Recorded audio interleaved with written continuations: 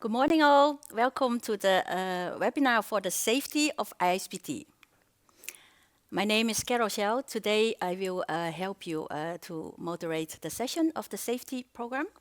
And before I do that, I would like to give a short introduction regarding the background of our project for the safety. And I will start with the introduction from my colleague, Sylvie Au, from the Program Manager Hydrogen, and my colleague Hans van den Nooyen as an expert for hydrogen and ammonia. So please enjoy.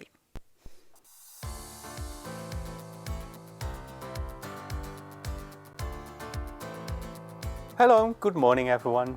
My name is Sylvie and I'm pleased to welcome you to this hydrogen safety webinar. Today we're going to share some of the results from our work that we did together with our partners on large-scale green hydrogen productions. We organized this webinar because we believe that knowledge should not be locked away but shared widely. This open sharing makes our work unique and defines ISPT. As an open innovation platform, ISPT connects different stakeholders and facilitates their sharing of expertise and know-how in joint projects to make the process industry more sustainable. We bring focus to innovations for a circular economy. In our HydroHub innovation program, we bring stakeholders together to speed up the large-scale rollout of green hydrogen productions. We, as ISPT, provide a neutral environment where peers can share ideas and discuss important topics that benefit the entire industry. One such critical topic is safety. My name is Hans van den Nooyen, working as a hydrogen and ammonia expert, energy transition expert at ISPT. We actually started around 2021 developing a safety project based on the previous gigawatt green hydrogen plant design, which is available on our website. And in this safety study, we looked at the tools and the methods with process safety. And we issued this report in November 2023. So this already shows the results with the safety aspects of electrolysers. So after we finished the first project, we also wanted to involve the suppliers, also looking at the actual scenarios which take place in the electrolysers, leading to a loss of containment or a explosion in equipment with potential harm to people. So we again developed this new project with a large team of owner-operators originating from the first project, adding 4 technology providers of electrolysers. And we looked into the very specific scenarios, looking at the causes and looking at the necessary prevention and mitigating measures. We are proud to present the results of this study in this webinar. Please enjoy it and stay with us.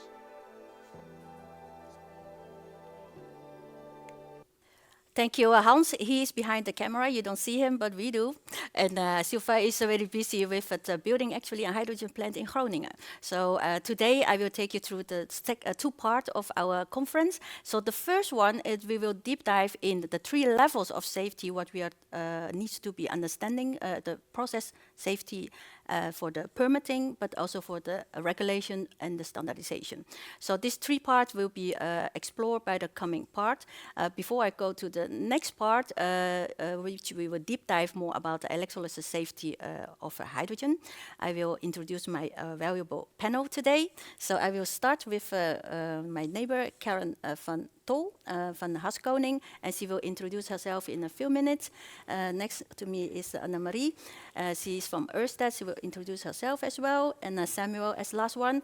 I must mention my team has worked really hard to get women on the stage. So women in green hydrogen, I'm very proud of it. So Samuel, you have to take it today. Okay, good. So Karen, can I invite you to introduce yourself shortly? Yes. Well, I'm a strategic consultant at Royal Haskoning DHV, and I have more than 30 years experience in process safety, environmental safety, and also for the policy formulation. And I work for the industry and the government, so the combination is really nice. And in this project, I was responsible for the identification of the needs for the standardization, so the green hydrogen production could be enabled. Yeah, thank you, Karen. Annemarie. Annemarie Vermeer, I'm a process safety specialist at Ørsted. I've been working for many years with oil and gas and surface companies before I switched to focus on hydrogen and renewables, and my focus is mainly on risk assessments. Okay, thank you. Samuel? All right. So Samuel, I work as project developer at RWE for large-scale hydrogen projects. And it's in this stage that we lay the foundation for a safe operation and execution of a project. So I'm happy to be here to talk about this important topic. Okay, thank you very much for the introduction. So the next part, I will take you together with Karen to explain our finding of the project regarding safety aspect. Karen, can I invite Yes, you? Yeah, of course. Thank you. Next slide. Well, I'd like to introduce the goal and the scope and the target audience for this part of the project. The goal of this project was the identification of the needs for the safety standardization. And with a need, we mean a different what is seen as required and what's available. So a need requires always a solution or additional research. The focus of this project was on process safety. That's more than only technical safety, and on green electrolysers and on industrial scale. And we looked primarily at the stacks itself, and the accompanying process units were not included, only the separators. And the target audience for this part of the project are all stakeholders, so not only the owner-operators and the OEMs, but also competent authorities, inspection bodies, and standardization committees. Well, and we had the approach from three sides. The first side was the literature review to identify existing norms and standards. The second one was the more technical approach, which identified some attention points and from which we put our needs, or we identified our needs, so that we could say, based on the attention point, you need to do certain things. And the third approach was the contact with the permitting representatives in the Netherlands, but also the international input from the advisory board and experiences of the project partners. Well, this slide illustrates the main playing field of the project, and it is also illustrating how the electrolysers is the process, the life cycle. You see first two parts. The left side is the part of the OEMs. The right side is the part of the operator owners. The left side is the design phase, and that's more the economic phase, and there the OEMs use norms and standards, mostly international, and they are concerned with the safe design of the product. And at the right side, that's more the social phase, that concerns the operational phase, also the construction itself, but that's the operator owner, and he's responsible for safe operation and maintenance. So that's really another world for the two parties. And the operator owner does not only use the norms and standards, but has also to deal with local and regional and country-specific laws and regulations. And that makes sometimes the situation a bit more complex for them. And they also have to deal with their own safety management systems, and they are also internationally fed. For both parties, risk assessments are important. Permitting is mostly concerned with operator owners, and both parties have also to deal with inspections. For the OEMs, the manufacturers, it's more by accredited bodies, so to get a CE mark. For the operator owners, it's not only on installation level, but also on site level for the permitting, and there are more inspection services they have to deal with. And from this playing field, we started our research. And next slide. So we find, regarding the needs in norms and standards, the needs based on process studies, and the needs for the permitting process, we've identified 5 key findings. And the first key finding, it's a really important one, it is safe to design and build the water electrolyzer plants. But the thing we have to deal with is that there is a need for a more consistent and well-known base of knowledge and standards and norms. So it's more easy to demonstrate that you can design and can operate your plant safe. And the finding 2 is strongly related with it. So operator owners need a sufficiently detailed framework for the design of the plants, but also for the operating and maintain. The third finding, that's more at the other hand, for the permitting process, because that's often time consuming. And that's, in fact, is the main reason, because you have no law, regulation, standards and norms which are specifically for the green electrolysers. It's sometimes difficult to show that you're operating safe, and that makes sometimes more discussions. And also, if another kind of operation, then you have to show that it is safe, but you have no way, no standard to base your conclusion on. Finding 4 and 5 are more detailed. So also, of course, each findings are related with each others.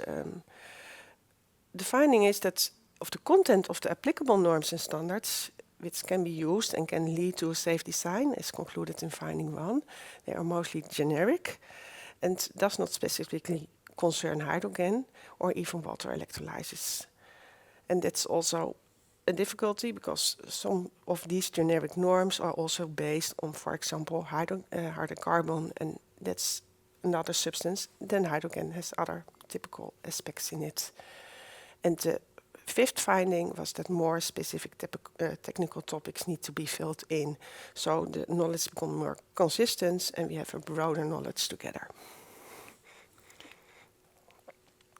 Then I give you a quick look at the needs in norms and standards. As I already said, most norms and standards are not general, are mostly general and are not looking at hydrogen, or more specifically at hydrogen electrolysers.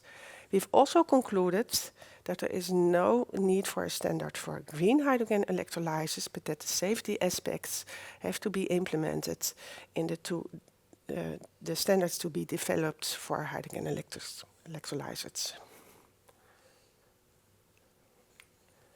And then we have also some needs based on the process safety studies, and the most in the process, and in the second part of this webinar there will be have a nice look at it. It's about in equipment mixing and the loss of containment.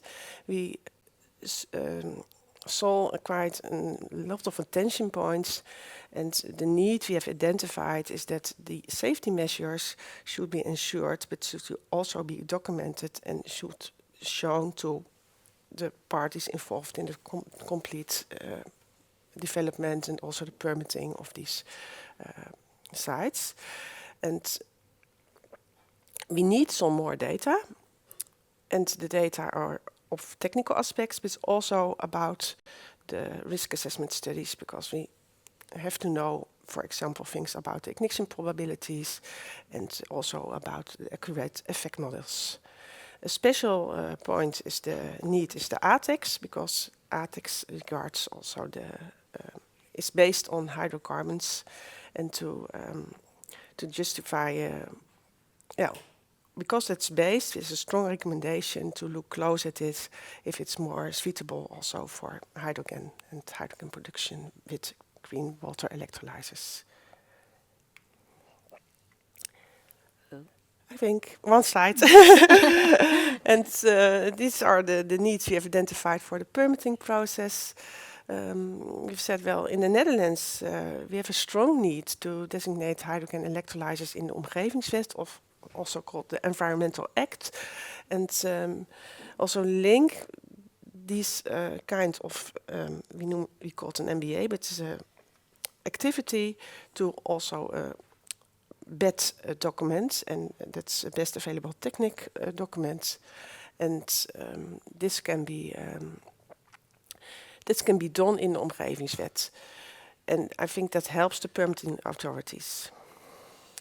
And the availability of the documented best practices is also a big need, a large need from the authorities. They like to know, to understand the hazards, the causes, the consequences and barriers.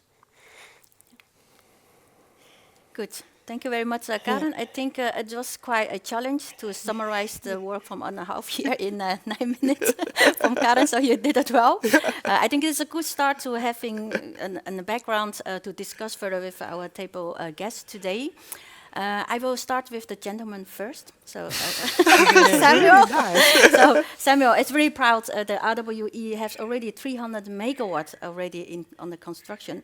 So, if you can take us through this journey regarding these 3 levels: process safety, the permitting process, and the lack of standardization, can you give us an insight on how was your journey regarding this aspect? Yeah. Yeah. So it's under construction and it's in Germany. And yeah, it's for RWE, the first big project in this field. I think we learned a lot, and it's been a roller coaster, if I hear my colleagues well.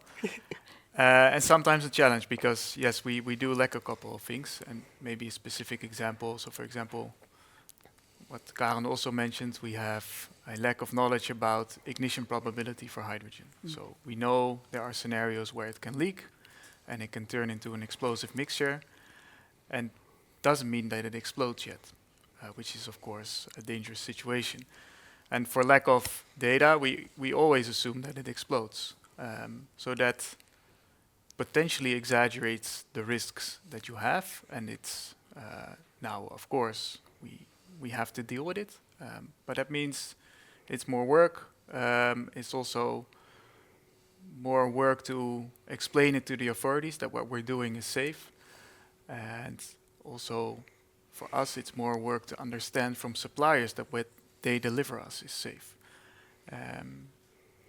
which is fine for a first of a kind for us. That's part of the deal. But if we want to scale this thing up, that should improve. Yes. Good. Okay, it's quite challenging, if I heard you well. Yeah. So it's challenging, but that's also why we like our jobs, right? So I mean, we made it. They're building it, so and to be fair, I haven't worked on the project, so I can't take credit for the project. You're part of it. Oh, your experience. Thank you very much. Of course, in the company, I hear a lot about it. Yeah, thank you very much, Samuel. I think it's congratulations that 300 megawatt is ongoing at this moment. Maybe I go back to Annemarie, because not only at Ørsted, but you work for a previous company in actually different countries.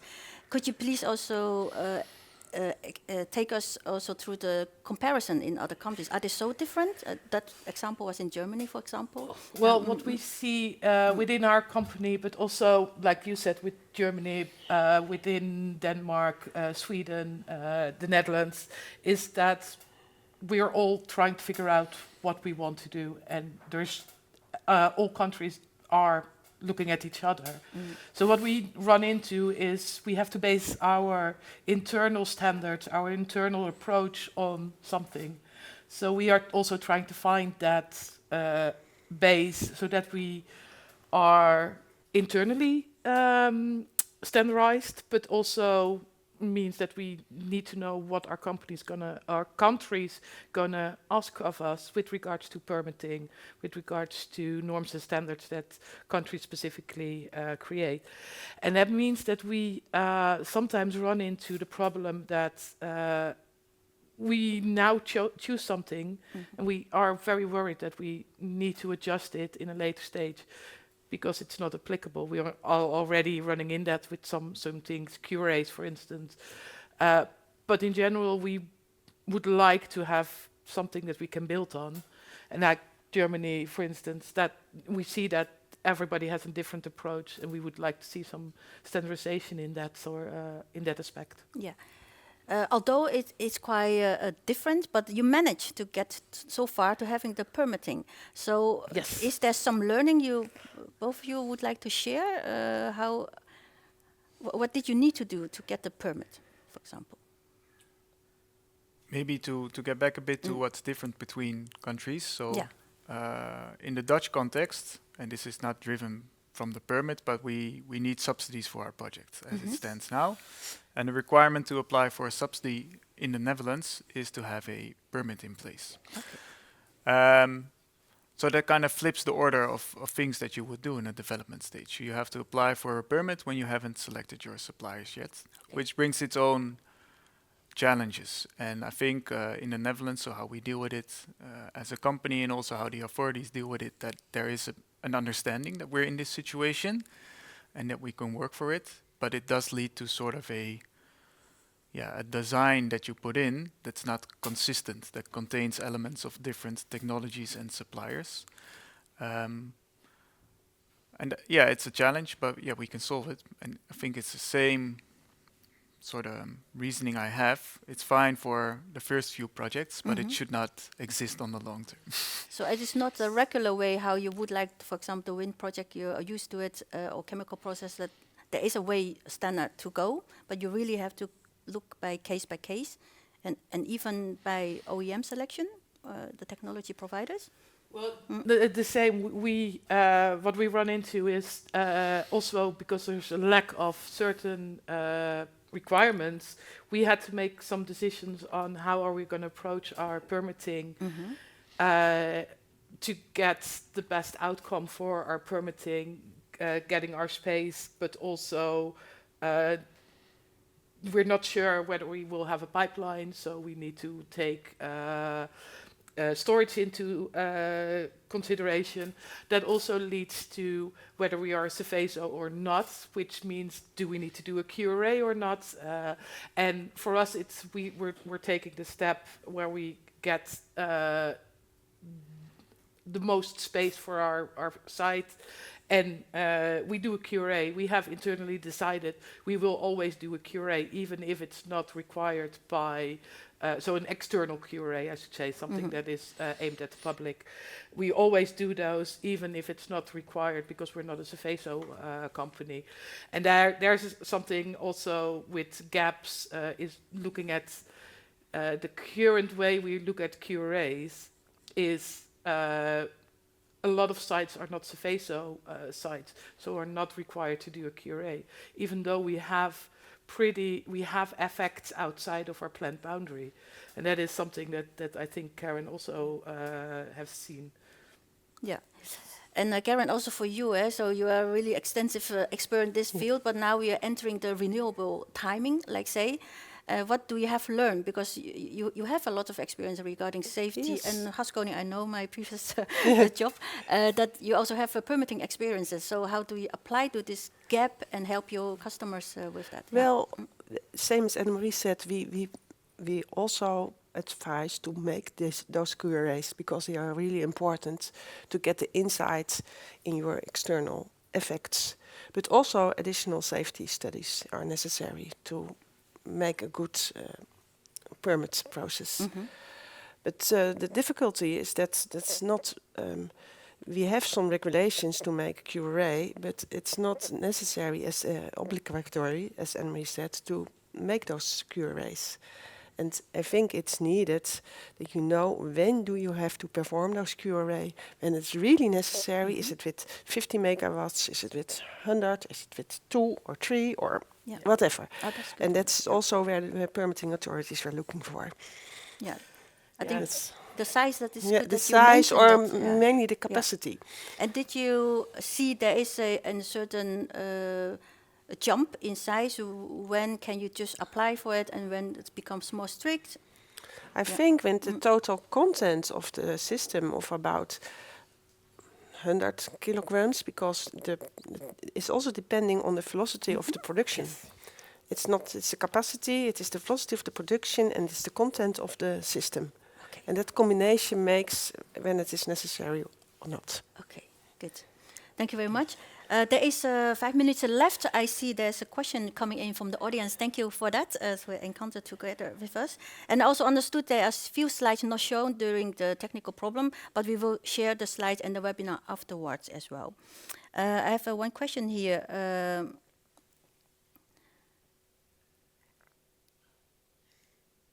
Is there a standard indication, the amount of air change required to guarantee a good ventilation in an electrolyzer building? Who can answer Nice that question. one? Yeah. Yes. That is to do with, or among others, with the ATEX. And this is something we have looked at, that is in the report, where we, because there's a lot of aspects that you can't just answer the question. But we did look at it with the specific ATEX research, so that it will be in the report.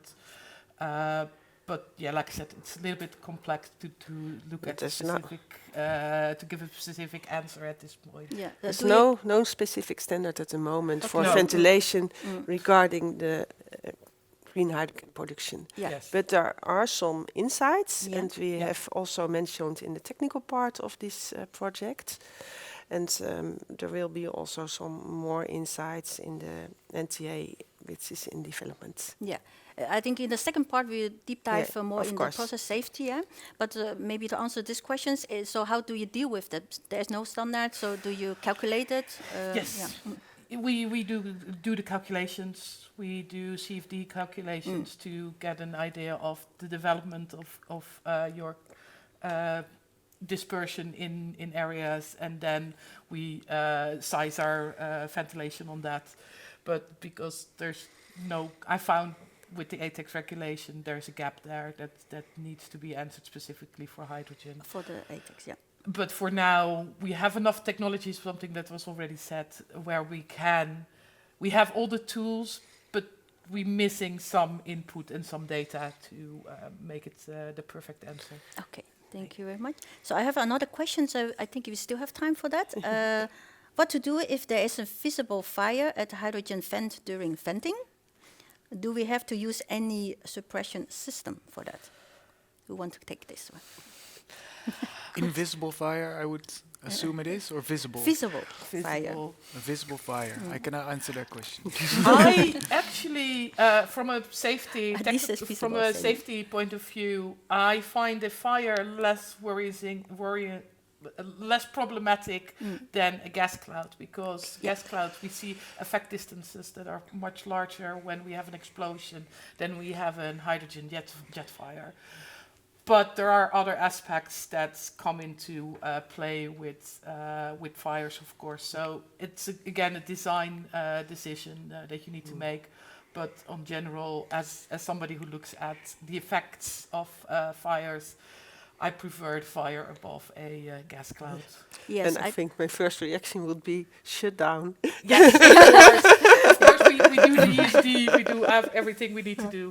yeah, I'm Shut not sure. down, Is because it it is really dangerous to Yeah. Yeah. get a fire. What do you say? To prevent or to stop the fire when there is electrical load. Yes, thank you very much. Really I'm not sure dangerous. is the question meant to the visible or invisible. But I think Samuel was reacting. If it's visible, it's okay. You can handle it. But if it's invisible, like a cloud retention of hydrogen, you cannot see it, you cannot smell it. So I think that is a more worst case that we would like to do it. And it's also a great bridge that our partners at ISPT also asking us to looking at the venting and flaring, this type of topic, because now somebody has the knowledge. It is important. Also looking at the time, I would like to have the final time to talk to you. So Samuel, maybe summarize what is your most lacking by doing this project of standardization you have seen during the research? The biggest gap that we see. Yeah. For me, it's about the norms that we use to manufacture electrolyzers themselves. So they are not sufficiently detailed. There are statements such as, for risk A needs to be sufficiently mitigated, which is true, but then it ends there. What is sufficiently? And that for us is very tough, and I think it's also tough for suppliers. And then again, it's tough for us to talk to permitting agencies and authorities. So that for me is the biggest gap, that we are not specific enough about what we think is sufficiently mitigated. So it's now just looking case by case to make it happening. Yeah. Yes, and we Yeah. can solve it by diving into it case Yeah. by case with suppliers, with authorities. But that should improve. Yeah. The first step is at least cooperation is ongoing. Yeah. So thank you, Samuel.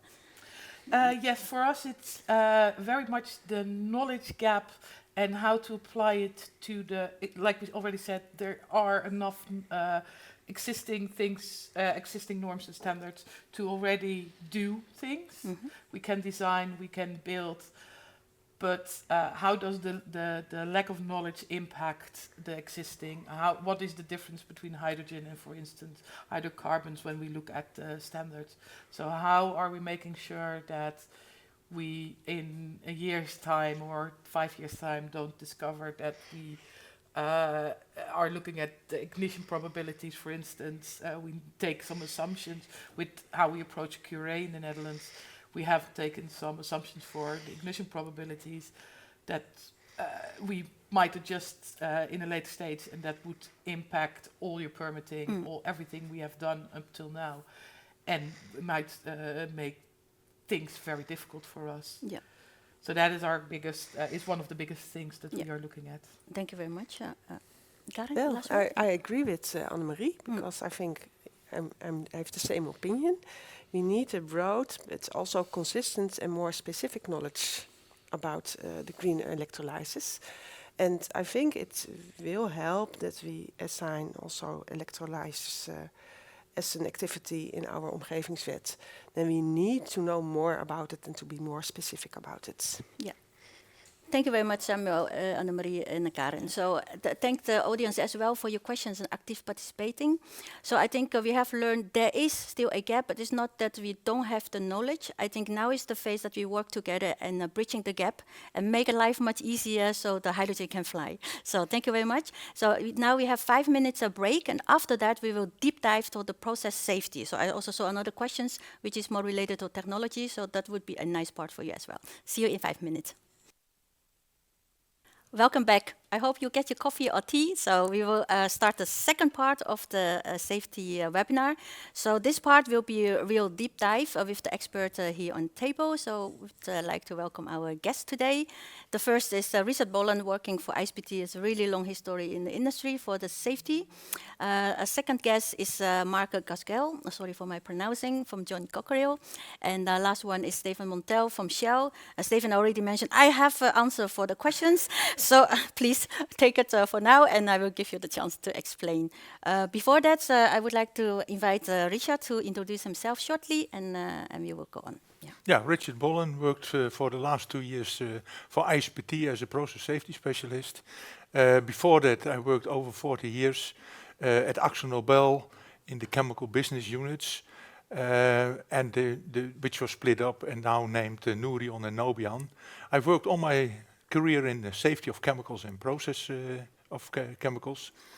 Started in research, mainly thermally unstable substances, but also worked as an agency engineer in capital projects, consultancy, and also in the central organization, where I, amongst others, did process safety management, incident investigations, and agency auditing. Yes, thank you, Richard. John, please. Mark Gasquel. So today working for John Cockerell, in charge of all the dependability, integrated product support, and safety aspect support. I come from a mechanical process engineering background, and I've been working for defense and airspace industry prior to that, also related to dependability and integrated product support, which are very much linked at the end with the safety that we're discussing today. Yes, thank you very much, Mark. Stefan? Yeah, Stefan Montel. I'm a hydrogen generation HSSE lead working for Shell since about 22 years. And actually, hydrogen has always been kind of accompanying me during my work. So hydrogen safety is basically not a new thing. We have been dealing with hydrogen in terms of product, but as well as feed. But as soon as we started looking into development of electrolyzer plants, we actually realized that there are quite a lot of gaps in the standards, code standards, also in our own insights in terms of how does hydrogen behave within the electrolyzer context. So what we had to do is actually go quite a way to develop new methodologies and tools to develop safe design. And one of the major activities at the moment is actually Holland Hydrogen 1, which is about to be completed end of this year, and which basically is the basis for all the input, all the learnings that we shared with ISPT, because I think that essentially this is the critical part. We are dealing with new technology, so learning from each other and really make it happen in a safe manner is really critical to make this a success. I'll leave it at that, and happy to answer any questions later on. Yes, please take the chance from the audience to write down your questions as quick as possible. So I will leave a lot of time for the Q&A because this is the expert group. So Richard, could you please lead us through the findings of the project? Yeah, so I will tell something about the process safety and efforts we did to determine the process safety risks. Just as a short introduction, it was a more in-depth study of some of the subjects which were already studied in the previous project. So that previous project ended 2 years ago. What we tried to do is to define and identify hazard scenarios which are generically present in water electrolysis, and to give that as to everybody, which they can use in their plant-specific risk assessments. Secondly, what we did is a review of knowledge of gas analysis inside equipment and inside rooms and buildings, and a review of the Dutch NPR 7910. For the non-Dutch people here, the NPR 7910 is in fact the Dutch standard deducted from the IEC norm 6079 for zoning in ITEX areas. If you want to do safety studies or process safety studies, then and you have a limited time, so you have to also to keep the scope limited. So the water electrolysis we looked at is limited to PEM and alkaline. And also the hazards we looked at is a hazard of mixing of hydrogen and oxygen inside equipment, and a potential loss of hydrogen and also a little bit of oxygen into rooms. So those are the hazards we looked at, and all kind of other hazards like electrical safety or the hazards of lye, etc.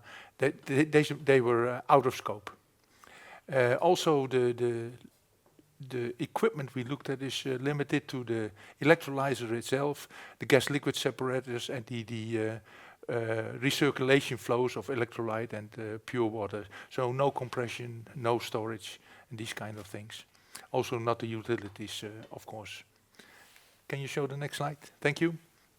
The main conclusions are listed here, and what we see is in fact that water electrolysis is a process, and it's not a new process, as the principle is already known for a long time. The new thing is, of course, that water electrolysis, as we expect, will be applied on a large scale in the future. But one of the main conclusions is, in fact, that if you look at existing risk assessment methods which are widely used in the petrochemical industry, are also applicable to water electrolysis, so you can use them. Of course, you have to adapt them to the specifics of water electrolysis, and you need the people around the table who have deep knowledge of water electrolysis, but the principle of existing risk assessments, they can be applied very well. And yeah, Carol already mentioned we are going into a deep dive. And now maybe, I hope I do not disappoint you, but the detail is always in the devil is always in the detail.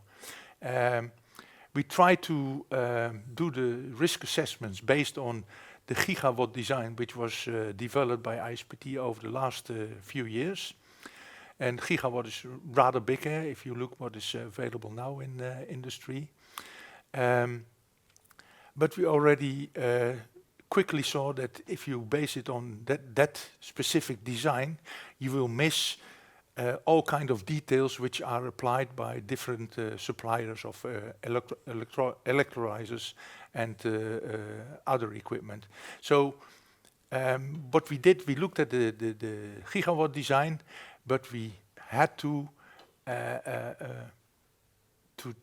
make those scenarios such that they will be generically applied or can be applied in the industry.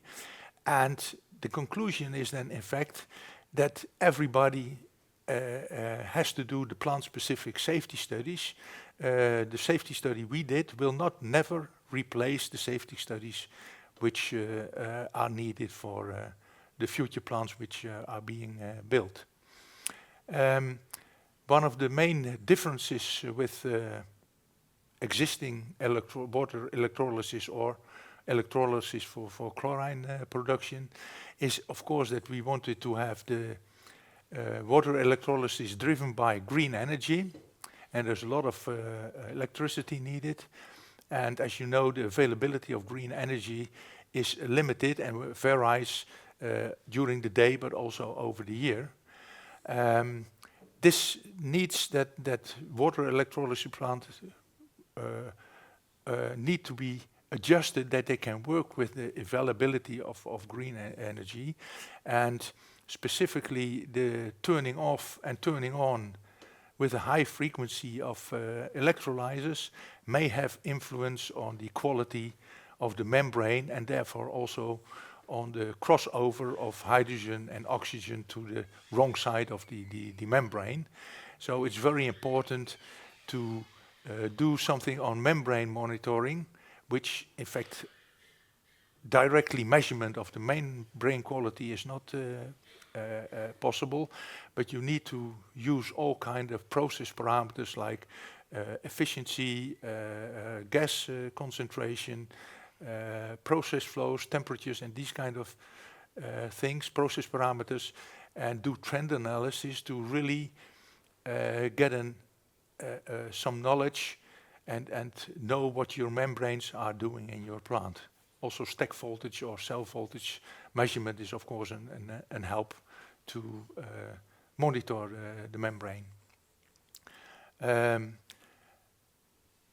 Every water electrolysis plant has of course operating limits, and especially the load limit is important if you're talking about water electrolysis in combination with the availability of green energy.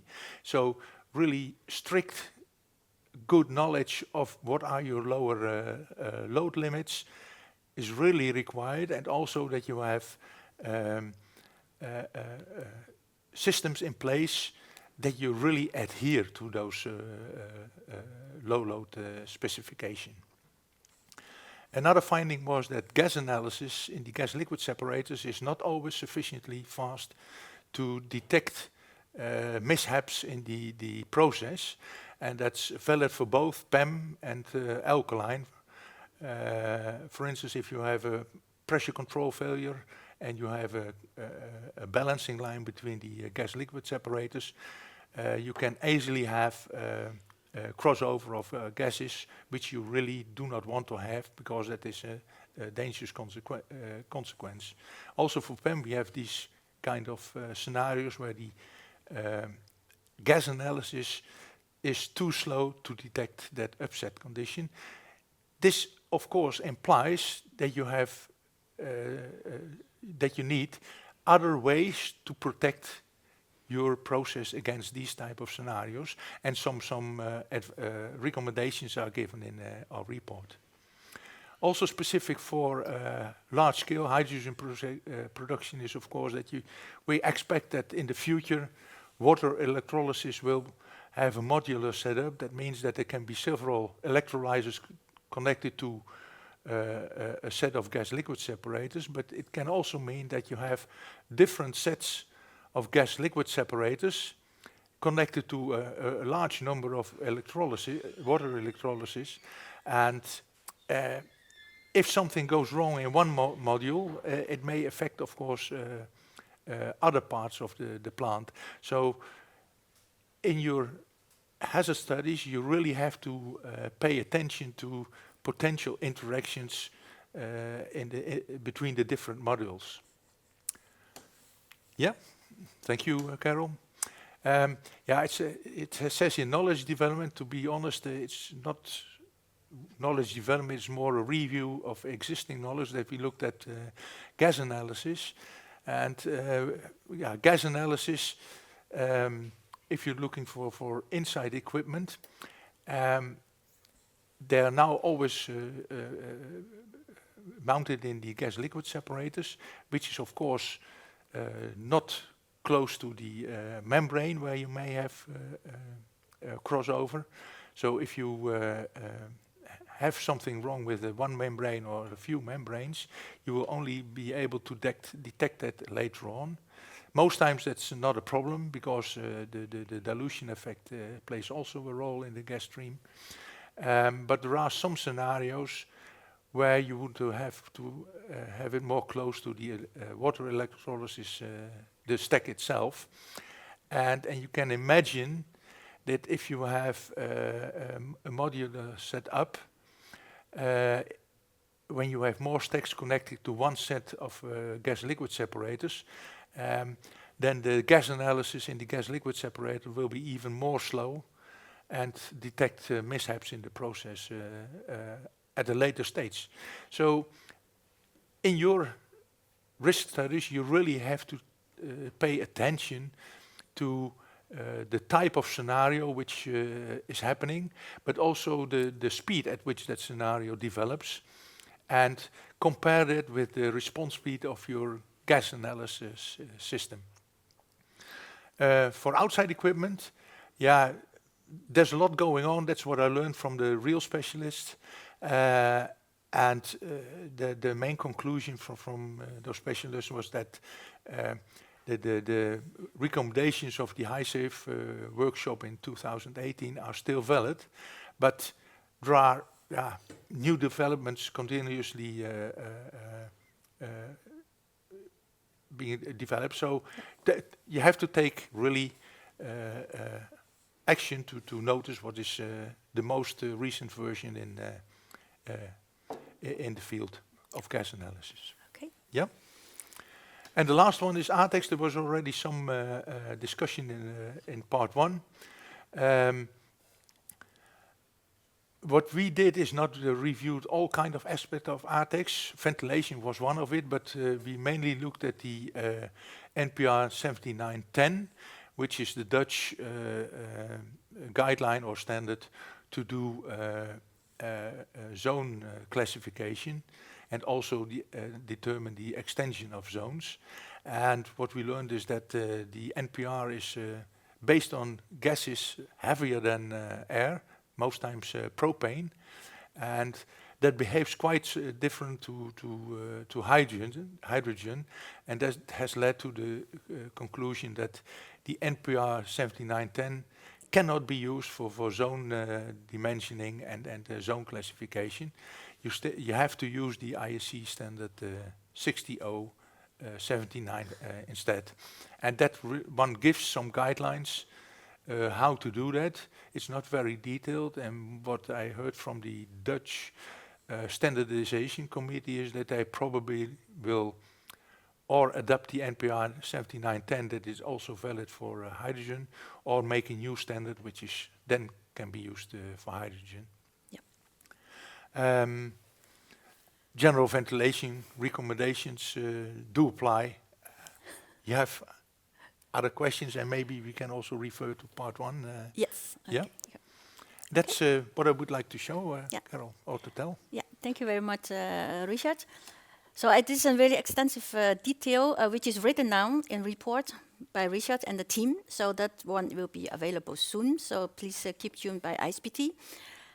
Stefan, can I just answer the question, because I think the audience have many questions. So I just start with the vending stories of hydrogen. So Yeah, about the vent, actually, the fact that the vent is ignited shouldn't be a big surprise. Basically, it should even be part of the design condition. So essentially, if you design a vent, consider that you might have an ignition, which means that the tip of the vent needs to be designed accordingly, that it can stand the heat of the radiation, but also that let's say anything nearby can actually tolerate the heat of radiation. So if you have like other equipment nearby, people nearby, that should be considered, and the vent needs to be designed such that it's actually at a safe location.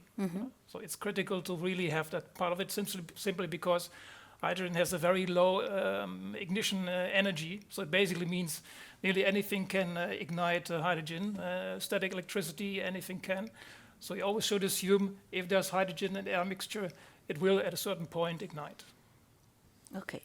So there is another question actually from part 1. So if that happens, what are the strategy or process to fire the fighting? Yeah.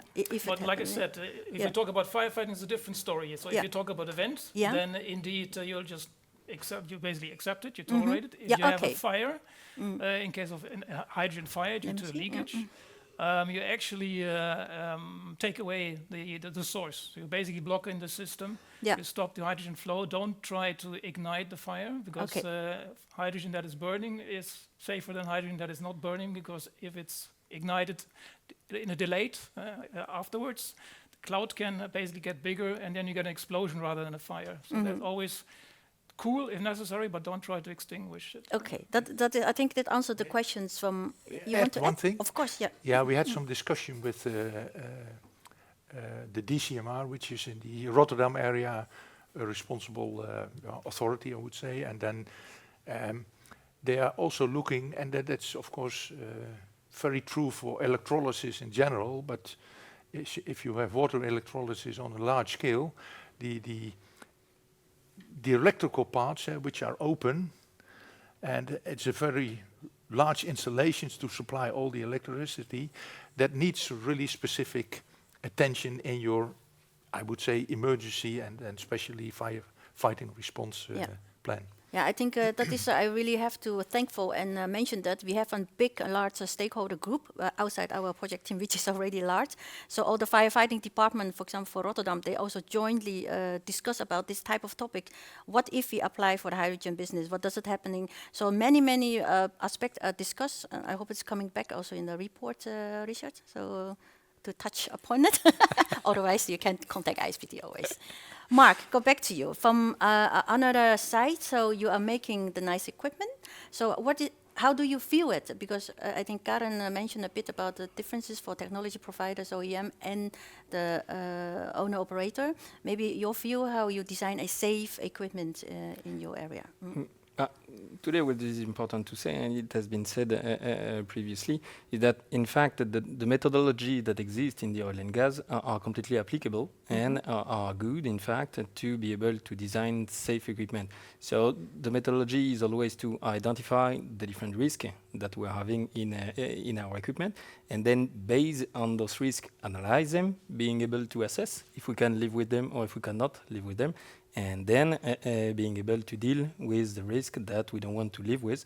So change the design or mitigate the consequence of the risk if something happens.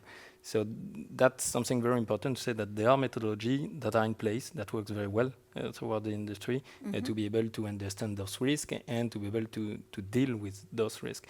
Now, specifically to the hydrogen, it's also important to say that sometimes we are lacking information. That's true. That's why we came all together to be able to discuss it. And in the case we are lacking information, what happened today is that everyone is taking a conservative approach. So that is very important in the future to have the answer to those missing information, to be able to improve the system and to have the whole hydrogen industry that can go at scale and that can, I would say, be designed as it needs and more than it needs to perform safely on all the different places where it is installed. Yeah. Thank you very much, Mark. So basically, you're using what you know already for the equipment building from the gas and oil. This is new, so your customers also having the new type of procurement for this type of equipment. So how do you work differently with your customer at this stage? Because they actually have also something new ongoing.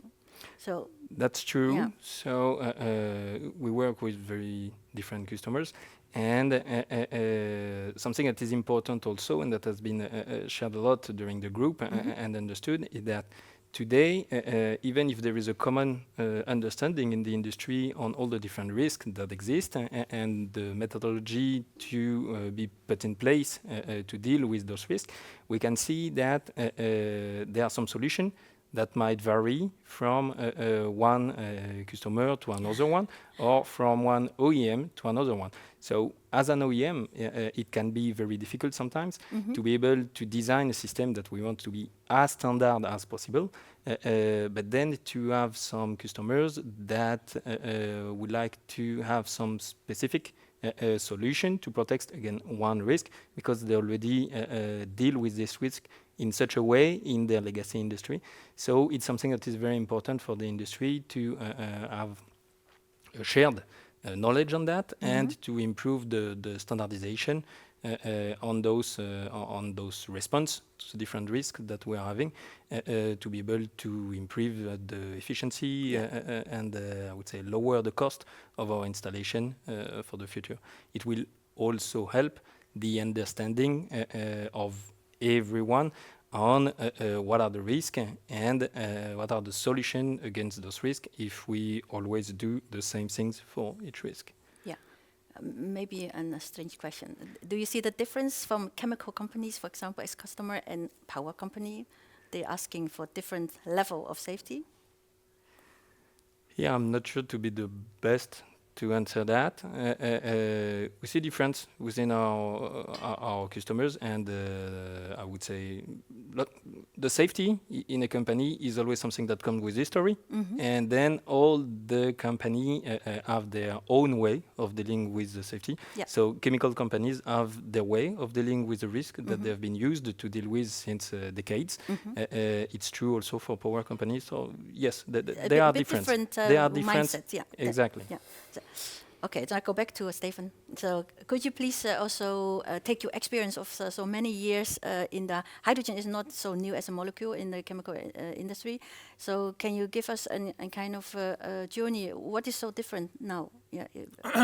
So essentially, I think one of the major differences in electrolyzer safety is actually something we've been struggling with quite a bit, is that electrolyzers are typically placed in buildings. And that's something that we always try to prevent. Okay. So anything that we do, we possibly try to get compressors, any equipment outside, because we know if it's in an enclosed environment, first of all, the chance that hydrogen is going to collect is higher. And also hydrogen has very high flame speed. So there's a tendency, let's say if it ignites, that actually causes detonations. But that's an area that is very, let's say, that's still under research to really understand how the hydrogen behaves. The thing is that if it's happening in a confined space, in an enclosure, that makes it even worse, essentially. So that's a huge challenge. First of all, to understand what is actually going to happen if something goes wrong, but also to have the right safeguarding in place to actually prevent it from happening. The question is always like, okay, how do you approach it? Do you use gas detection at a trip of the plant, or do you try to mitigate it by excessive ventilation? So that's always the task that we're looking into. I think that is one of the actual major challenges. And on top of it, it's obviously, and you mentioned it already, the fact that we don't have the details yet that we have for other types of equipment. Because for our gas industry, oil and gas industry, we understand how often the controller fails. We understand that piping can leak. But for an electrolyzer, it's a new type of technology. So we don't know how the electrolyzer basically behaves in the long term, what the results are of a failure. So basically, what are credible failure scenarios? What's the likelihood of that happening? So a lot of uncertainties. And then we indeed go down the road that if we don't get that answer. If we don't have an answer, we need to choose a conservative approach, which is normally expensive. So I think, and there's the part where the OEMs and the operators need to work closely together, because the more information we get, the real, let's say, hands-on information about how does equipment perform, the better we can tune, let's say, the complex eventually for safety. So it's about understanding what are the critical operating conditions, what are the requirements to operate safely, but also experience in terms of what has gone wrong in the past on lab scale, because that's exactly what needs to be understood to design it safely eventually. Yeah. Because the experience is there, not maybe in the large scale, but at least on the small scale. And that's what you need to design the next generation, let's say, larger plants safely. So that leads to the next. You want to add first? Yeah, Please. Stefan was talking about failure frequency of equipment, etc. For chemical industry, petrochemical industry, there are many data, but it's generic data. Yeah. If I look to water electrolysis, it's a rather clean technology if you are talking about the type of chemicals and gases and liquids.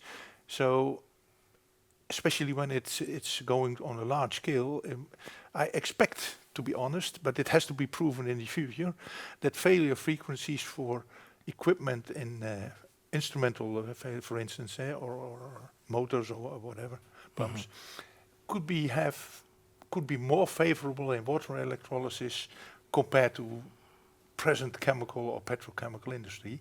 But of course, it's an expectation.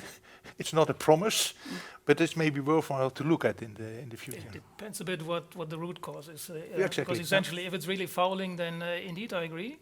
But often it's not fouling, but it's just that controller failure, which is not maybe caused by a dirty medium, but it's basically just by the fact that piece of equipment works effectively for a certain period of time, but it might fail. There's a chance that it fails, and that's I agree. That's the same for both types of industries. But indeed, let's say corrosion effects. So if you're talking about that element, you would expect that once we understand, let's say, hydrogen cracking corrosion properly, all the other aspects shouldn't be relevant here. So it's how to say, less complex than maybe in the oil and gas industry. But Okay. Also, looking at the time, I got quite a lot of questions, many in details regarding safety distance and also limit of loading. So what I will do is I ask our guests, the experts, to answer the questions offline. I will put it from ISPT to a Q&A. So that is something I can answer all your questions, and also during your time. I have the last questions, maybe for all of you to discuss, is when we have such a design, what did you learn and what do you see in the coming time to improvement? Is it the integration? Is it the sensor for the measurement? From each point of view from your side? It's a long list. It's on the detailed stack level, indeed, like detection, so proper detection methods, and not only point detectors, but line detectors. That will be perfect if we develop that. And then I think it's, codes and standardizations make sure that in the codes and standards, all the critical scenarios are addressed so that everybody working in the industry basically needs to prove that they are considered and safely addressed. And then you mentioned safety distances, also here about methodologies. So what are the scenarios I need to look into, and some rough initial guidance of what's about the right distance. And normally it's just a first guess and you still need to demonstrate it, but it helps in the initial phase of the project that you get an idea how much plot space do you actually need, because that's an experience we had in the past, that we chose a small plot, we try to squeeze it in, and then it really becomes difficult and complex. Okay. We're almost running out of time, so you want to add extra to this? Well, I would emphasize, that to me on the finding with the groups, that's important to remember that in fact the methodology that exists are completely applicable to the field of hydrogen. So that's a very important point. We are not reinventing something. We are basing the safety of our system on some strong methodology that are used since decades. And as Richard was saying before, devil is in the details, so it needs to be studied case by case on the different implementation of the equipment. That's very important. Okay, Richard, last word. Yeah, having experience with knowledge of the chlorine, chloralkali electrolysis. For me, really new is that the hazards for water electrolysis is really focusing on hydrogen hazards. Yeah. If you're looking to chloralkali, you're also producing hydrogen. It's most times atmospheric pressure. But the main hazard is not water, hydrogen. It's really chlorine, which is a very toxic substance. Yeah. So I really have to switch my mind a little bit to But I think it's the mix with the oxygen, what we in this case is. yeah, mainly, but chlorine and hydrogen you should also not mix. That can happen as well. So This is funny because people who work along in the field, they know nothing is so easy. Everything is quite dangerous, but we manage that.